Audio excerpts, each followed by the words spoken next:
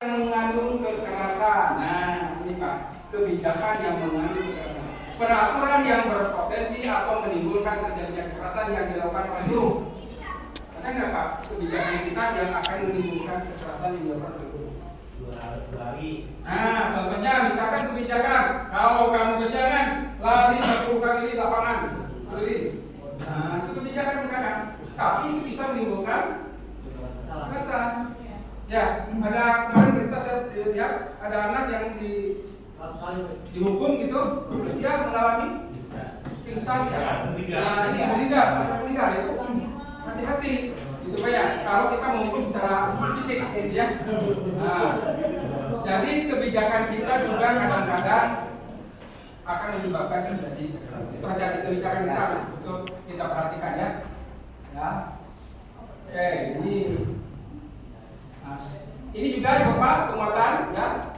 Kamu juga perlu tahu kalau bentuk kekerasan itu bisa dilakukan secara fisik, verbal, maupun melalui media sosial. Sekarang medsos itu kayak gara-gara komen saja bisa berantem gitu ya. Gara-gara komen, jadi hati-hati membuat komen saja. Kadang-kadang kita percaya ya, sekarang yang membaca sekarang seluruh dunia komen itu, ya. Jadi sekarang kalau kita biasa sering saya juga paling suka gitu, yang melihat apa? Saya hanya ingin mempelajari bagaimana sih karakter anak-anak kita kalau baca di IG, TikTok atau di YouTube ya itu komen-komennya supaya mendidikan supaya. Nah, ini pencegahan kekerasan di Bapak 30 menit juga ya. Oke, ini memahami strategi pencegahan kekerasan di satuan pendidikan Bapak. Kalau tadi kita sudah mengidentifikasi secara lingkungan maupun secara psikologis ya dengan kekerasan. Sekarang bagaimana kita strategi pencegahan kekerasan di satuan pendidikan, Ibu Bapak ya. Nah, Ibu Bapak akan diajak untuk refleksi dengan menulis pada post-it dan ditulis pada kertas warna dengan poin-poin berikut. Apa yang sudah pernah dilakukan untuk mencegah terjadinya kekerasan? Tapi kalau tadi contoh dari Bapak yang di Cikarang di Tambun.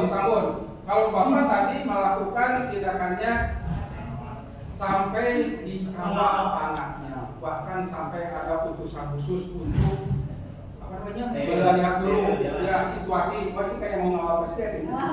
Keren banget gitu Pak, itu keren banget gitu ya. Nah itu dikawal dan itu pernah alami karena saya juga dulu pernah ngajar di Bandung Pak.